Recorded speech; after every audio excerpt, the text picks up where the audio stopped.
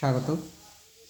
এই ধরনের গুণ সম্পর্কিত সমস্যার সমাধানের ক্ষেত্রে শিক্ষার্থীরা অনেক সময় বিভ্রান্ত হয়ে যায়।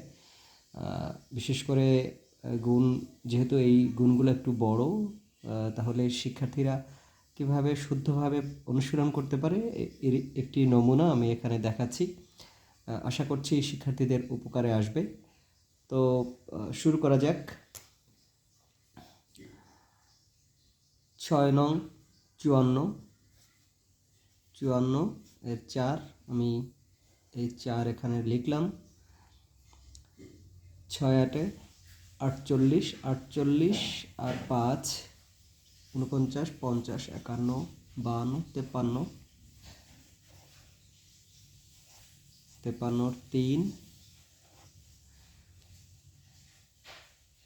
6 7 42 42 আর 5 43 44 45 46 47 47 7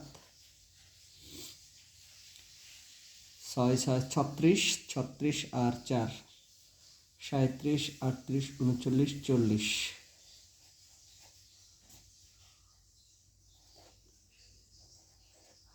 এবং এক্ষেত্রে শিক্ষার্থীদেরকে অবশ্যই সংখ্যা বরাবর সংখ্যা লেখার অভ্যাস করাতে হবে।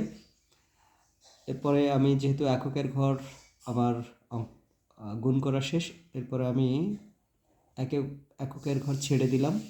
এখন আমি দশকের ঘর শুরু করব। 5 9 45 45-এর 5 5 8 40 আর 4 41 42 43 44 44 44-এর 4 হাতে থাকলো 4 5 7 35 আর 4 36 37 38 39 39-এর 9 এখানে নিলাম। এরপরে 5 6 30 আর 3 30 31 32 33 33 33-এর 3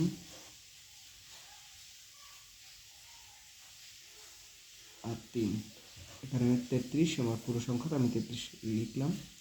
এরপর আমার এককের ঘর দশকের ঘর শেষ হয়ে এলো। এখন আমি শতকের ঘর আমি অঙ্ক করব। 4 9 36 36-এর 6 হাতে থাকে 3 4 8 32 33 34 35 35-এর 5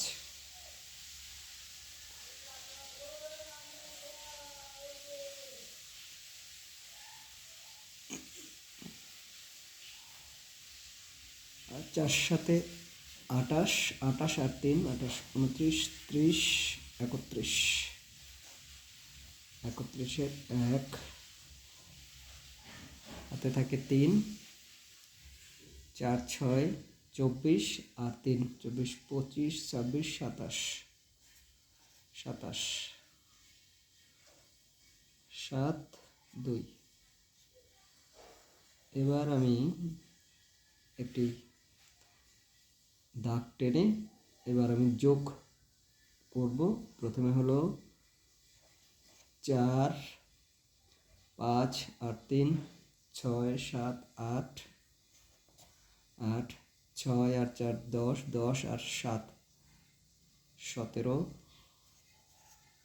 17-এর 7 হাতে থাকে 1, এই একটা আমি এখানে লিখলাম। 5 আর 9 14 14 আর 1 15 15 5 এই 5 আমি এখানে লিখলাম এবং এই 1টি আমি এখানে লিখলাম। 4 4 8 আর 1 9 হাতে কিছু থাকলো না। 7 আর 3 10-এর 0 হাতে থাকে 1, এই 1 এখানে লিখলাম। 2 আর 1 3। তো এটি হলো গুণফল। এটি গুণক, এটি পূর্ণ।